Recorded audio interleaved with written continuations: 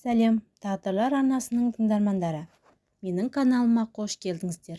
Маған тіркеліп, лайк басуды ұмытпаңыздар. Көптен бері іштегі сырыммен бөліскім кеп жүреді. Менің жасым 27-де қазір. Студент болып оқып бітірген кез едім. 2008 жылы. Жасым 20-да ол кезде. Туған тәтеммен бір күні кафеге бардық. Тәтем достарыммен отырдық. Үлкен 82 жылғылар 2 бала. Тәтем де 82 жылғы еді. Жаздың күні далада шашлик жеп отырдық, ішіп күліп ойнап. Мен бір бокал пиво іштім, мас емеспін. Тәтем көп ішті. Содан мен туалетке шыққым келіп еді. Туалет алыста. Туалетке тәтем дос апарды. Менің ойымда еш нәрсе жоқ. Ағам сияқты сыйлайтынмын. Ол сыртында тұрды. Мен шығып болғаннан кейін мені құшақтап тұрды. Мен шошып кеттім. Сосын менде құшақтағанда тұрған не бар деп мен де үндемей тұрдым. Сосын ол мені зорлағысы кеп, мойнымнан қылқындырып, ұрып бетімнен үстімде шешіп жатты. Мен әлім келмей айқайлайын десем, аузымды жауып, айқайла, бәрібір сені ешкім естімейді деп ұрды. Мен тәтем атын айтып айқайласам, ол естімейді, мас. Тәтеме сол кезде қатты ренжідім. Төменгі жерімді шешіп жерді де ісім бітірді. Ол кезде етеккір келіп жүрді. Мен еңіреп жыладым. Аллай деп ешкімге сүйенуге болмайды екен. Сөйтіп қыздығымнан айырылдым. Қалада оқуда 4 жыл оқып, қорғап келген абыройымды оқу бітіріп ауылға келгенде айырылып қалдым. Өкіндім, еңіредім. Өмірімде түңілдім. Әке-шешем ойыма келіп, олардың абыройын төктім. Бірақ әрине зорлықпен болды. Одан кейін мен ауырдым, жүре алмай, бетім көгерді. Сотқа бергім келді, бірақ не деп берем, мені зорлады дейм ба?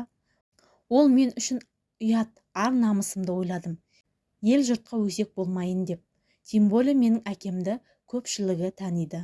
Тәтем әбден ұрысты, не болды енді өмірің деп. Анау үндемей алам деп. Мен бірақ одан қорқып қалғам. Ертесіне де кездесейік деді. Мен кездескім келмейді. Оның ойы арам екенін білемін. Кездеспедім. Әйтпесе әп-әдемі бала. Бойы ұзын, сұлу, бірақ мінезі жаман. Ал менің де жаман емес, сүйкімдімін, шүкір. Содан оған мүлдем хабарласпа. Алла жазаңды берсін дедім. Содан кейін еркек атауын жек көріп кеттім. Алладан күнде жылайтынмын, бақытты болуымды тілеп. Жұмыс істеп жүргенде жігіттерді кездестірдім. Көбісі ұнамайтын.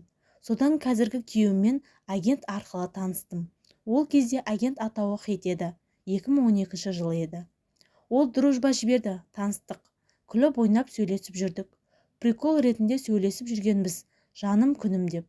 Содан бауыр басып қалдық. Ол келіп жүрді кездесуге. Бірінші кездескенде жылап тұрып айттым болған оқиғаны. Ол жылама, ала мен сені деді. Содан екеуміз жақындасып жүрдік. Сөйтіп жүргенде 2013-те үйлендік. Қазір бір баламыз бар. Бірақ бақытты емеспін. Ішеді кейде. Ішкен кезде ұрады. Көгертіп қойды бетімді бірнеше рет. Мінезі нашар өте. Енем бар, ол да нашар мінезі. Мамасының айтқанымен жүреді. Баласын айдап салып отырады. Келін боп түскелі тиісіп жүреді. Енем айта берсем көп. 2 рет түсік жасаттым енемнің айтуы бойынша. Алла кешірсін. Тірідей өлтірдім ғой балаларды. Енем қарсы болып. Күйеуім мамасы не айтса сол болады деп жүрген адам. 2 рет түсік жасатқаннан кейін енемнен де күйеуімнен де суынып кеттім. Оның алдында қуып жіберді. Екіншімді көтерген кезде құрт мына қатынды деп баласына. 7 ай 4 күнде жаттым, жазда, бірақ келіп қайтып алып кетті күйеуім. Одан кейін барысымен тағы көтеріп қойдым. Әрине, спирал салмағаныма өкіндім. Оны айтып едік енеме, енем құрт мына қатынды деп баласына тағы да жамандап кетті. Енем бөлек тұрады, бірақ соның өзінде ұрыс шығара береді. Сосын тағы да 4 күнге барып түсіріп, спирал салдырып келдім. Қазір енем үйіне келдік. 4-5 күн болды келгеніме. 4 күнге барып қайтайын деп айтқам. 5-не көмектесуге деп.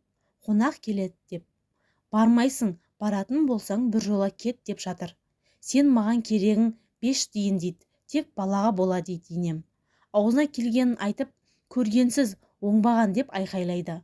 Айтпағаны жоқ. Ұзақ болса ренжімеңіздер. просто осы ішімдегін айтқым келді. Рахмет.